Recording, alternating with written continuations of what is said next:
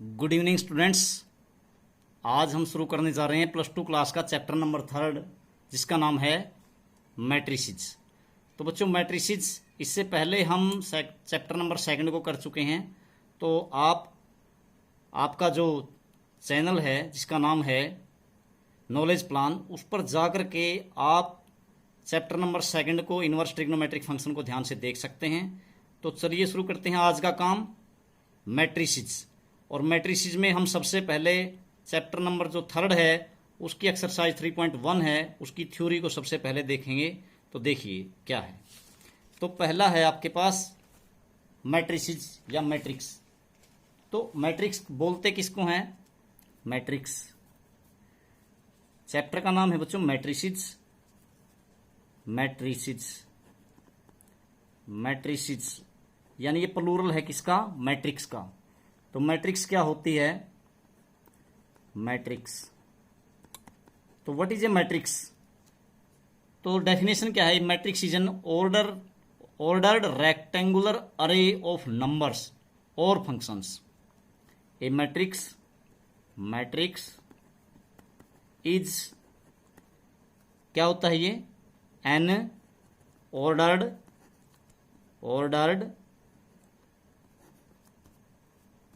rectangular ordered rectangular array of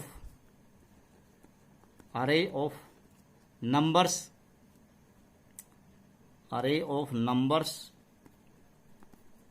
और functions. तो बच्चों मैट्रिक्स होता क्या है आपका?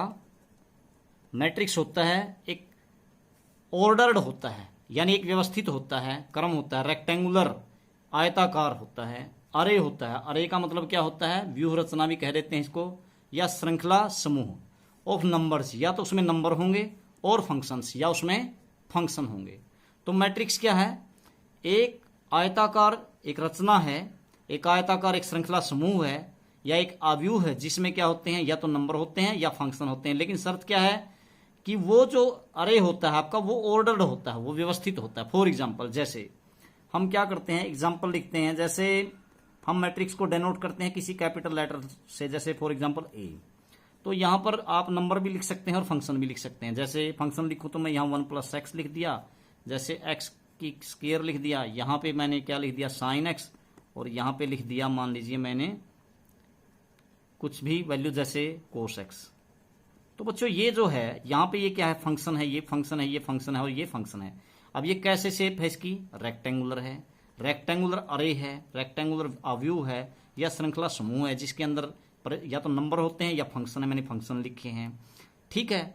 तो अब ये ऑर्डर्ड है। ऑर्डर्ड का मतलब इसमें एक रो है जैसे, और एक ये सेकंड रो है। उसके बाद इसमें ये नंबर, ये जो नंबर हैं, या इसको ऐसे भी लिख सकते हैं और ऐसे भी तो कह सकते हैं। जैसे मान लीजिए मैंने बी लिखा, ऐसे लिख दिया 1 5 7 9। तो ये क्या है? एक मैट्रिक्स है, इसमें नंबर्स हैं या फिर फंक्शंस हैं, ठीक है। उसके बाद प्रत्येक जो एंट्री है इसकी, या वो नंबर्स हो या वो फंक्शन हो, उनको क्या बोलते हैं? Elements of matrix, elements. तो इसमें एलिमेंट्स क्या है इसके? तो पहली जो मैट्रिक्स है इसके एलिमेंट्स हैं, जो एंट्रीज हैं इसकी, ये एलिमेंट्स हैं। इसी प्रकार से ये भी इसके एलिमेंट्स हैं, ठीक है। उसके बाद है ऑर्डर ऑफ मैट्रिक्स। तो बच्चों ऑर्डर ऑफ मैट्रिक्स क्या होता है? Order of matrix. तो ऑर्डर ऑफ मैट्रिक्स में आप क्या करोगे? जैसे इसमें देखो रो, ये क्या है? रो है, ये भी क्या है? एक रो है, इनको रो बोलते हैं। और यदि मैं इसको ऐसे ले तो ये क्या है? एक कॉलम।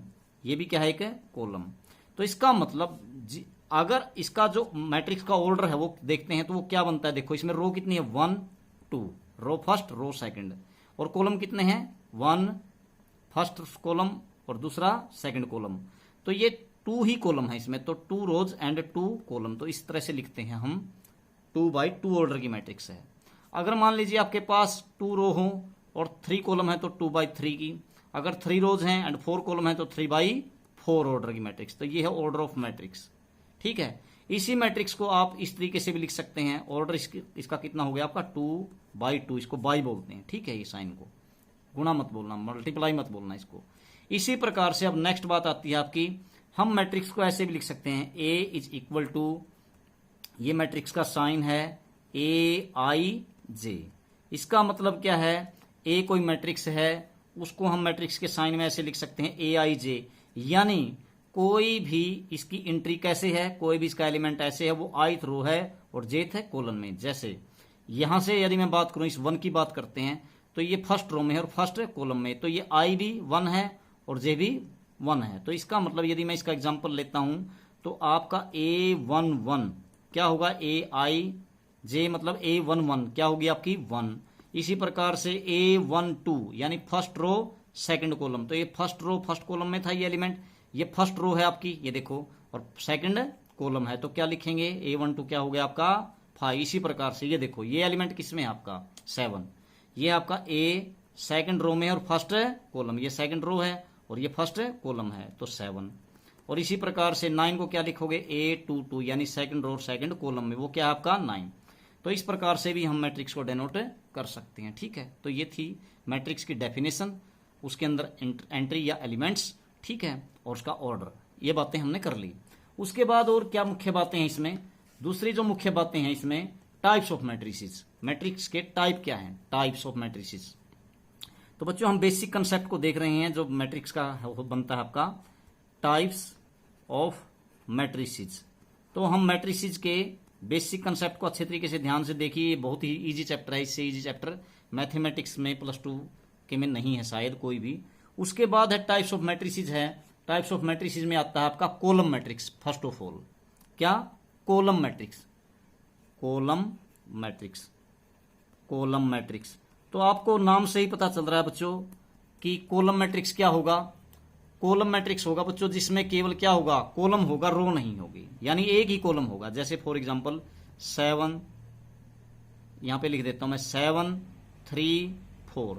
इसमें अगर मैं ऐसे लिख देता हूं और इसको यदि किसी कैपिटल लेटर से डिनोट कर देता हूं, जैसे मान लीजिए C से दिखा दिया, तो इसमें बताइए अब इसमें कॉलम क्या है, कितने हैं, देखो एक ही कॉलम है, तो एक अगर कॉलम है तो उसको बोलेंगे कॉलम मैट्रिक्स। ठीक है, सिमिलरली अब यदि हम क्या बात करें, किसकी बात करें, रो मैट्रिक्स। रो मैट्रिक्स क्या होती है बच्चों, वही बात जो कॉलम मैट्रिक्स में होती है, रो मैट्रिक्स। रो मैट्रिक्स, तो रो मैट्रिक्स क्या होगी, जिसमें केवल एक रो हो। ठीक है, कॉलम मैट्रिक्स में केवल एक कॉलम होता है, रो मैट्रिक्स में केवल एक रो होगी। जैसे फॉर एग्जांपल क्या लें इसका, जैसे 7 3 2, इसमें क्या है, इसमें केवल एक रो है, तो ये क्या है आपकी रो मैट्रिक्स है। ठीक है, 1 कॉलम होगा तो उसको क्या बोलेंगे, कॉलम मैट्रिक्स, और 1 रो होगी तो उसको क्या बोलेंगे, रो मैट्रिक्स। तो डेफिनेशन ऑफ मैट्रिक्स पढ़ रहे हैं, टाइप्स ऑफ मैट्रिक्स पढ़ रहे हैं। उसके बाद है स्केयर मैट्रिक्स। तो स्केयर मैट्रिक्स क्या होता है बच्चों, square matrix, square matrix. Square matrix में क्या होगा, जितनी रो होंगी उतने ही कॉलम होंगे आपके, यानी number of rows equal to number of column. For example जैसे मान लीजिए मैंने लिख दिया 3 2 7 5।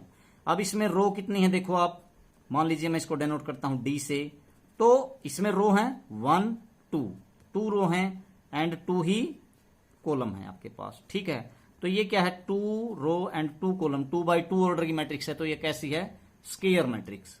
अथवा ई मैट्रिक्स को और एग्जांपल ले लेते हैं, जैसे 1 3 7 2 5 9 और 7 2 3। तो अब देखिए इसमें रो कितनी है, 3 रो है, 1 2 3, और कॉलम 1 2 3, तो 3 by 3 ऑर्डर की मैट्रिक्स। तो ये भी कैसी है, ये भी आपकी कैसी मैट्रिक्स है, ये भी स्केयर मैट्रिक्स है। तो ये स्केयर मैट्रिक्स हुई आपकी। उसके बाद क्या खास बात आती है आपकी, डायगोनल मैट्रिक्स। डायगोनल क्या होता है बच्चों, देखिए ये एक रेक्टेंगल है, रेक्टेंगल, अरे तो है ही ये, स्केयर भी होगा तो वो भी रेक्टेंगल कहलाएगा, क्योंकि स्केयर में रेक्टेंगल की क्वालिटी होती है। अब देखिए डायगोनल एलिमेंट ये हैं, तो डायगोनल मैट्रिक्स को क्या लिखेंगे, यदि डायगोनल एलिमेंट बीच वाले जो रेक्टेंगल का डायगोनल बनता है उस तरीके से, डायगोनल मैट्रिक्स, डायगोनल मैट्रिक्स। तो क्या होती है बच्चों डायगोनल मैट्रिक्स आपकी, डायगोनल मैट्रिक्स होती है आपकी जिसके डायगोनल एलिमेंट तो हों सारे के सारे, जैसे मान लीजिए फॉर एग्जांपल ये ए है आपके पास, और यहां पे है आपके पास 2 0 0 0 7 0 0 0 5। तो ये देखो इसमें डायगोनल एलिमेंट तो हैं 2 7 5, but all other entries are 0।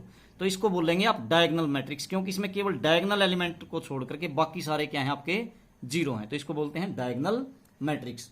उसके बाद अगली बात आती है आपकी स्केलर मैट्रिक्स, फिफ्थ पार्ट आपकी जो प्रॉपर्टी है। नेक्स्ट है टाइप्स ऑफ मैट्रिक्स में क्या आता है आपका स्केलर मैट्रिक्स। स्केलर मैट्रिक्स, तो स्केलर मैट्रिक्स क्या होगा आपका, वो भी एक डायगोनल मैट्रिक्स ही होगा, लेकिन उसमें इसमें अंतर क्या होगा, इसमें लिख सकते हैं जैसे आप लिखोगे 2 0 0 0 2 0 0 0 2। इसमें विशेष बात क्या है, इसमें है आपका विशेष बात क्या आती है, इसमें विशेष बात इसमें और इसमें अंतर क्या है, केवल डायगोनल एलिमेंट्स इसमें क्या थे, अलग अलग डिफरेंट थे, बट इसमें क्या है डायगोनल एलिमेंट्स आर सेम।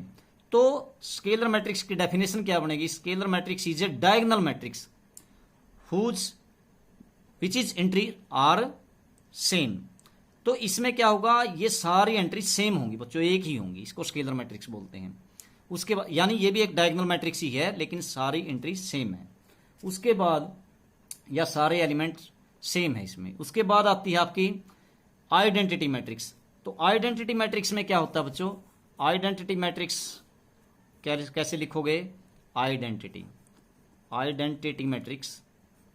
तो इसमें क्या होगी, ये भी क्या होगी आपकी, ये भी आपकी डायगोनल मैट्रिक्स होगी या ये कह लो स्केलर मैट्रिक्स होगी, लेकिन अंतर क्या होगा, इसको ऐसे लिखेंगे जैसे फॉर एग्जांपल मैं सी से डिनोट करता हूं 1 0 0 0 1 0 0 0 1। तो देखिए इसमें और ऊपर वाली दो में अंतर क्या है, बाकी सारी एंट्रीज तो जीरो हैं, डायगोनल एलिमेंट हैं इसमें, लेकिन ये डायगोनल एलिमेंट केवल 1 है, 1 के अलावा और कुछ नहीं है, केवल 1 होने चाहिए यहाँ पे, इसको बोलते हैं आइडेंटिटी मैट्रिक्स। 1 1 होने चाहिए, 1 के अलावा कुछ नहीं हो सकता यहाँ पे, ठीक है। उसके बाद आता है आपका इसमें जीरो मैट्रिक्स। तो जीरो मैट्रिक्स क्या होगा बच्चों आपका, जीरो मैट्रिक्स।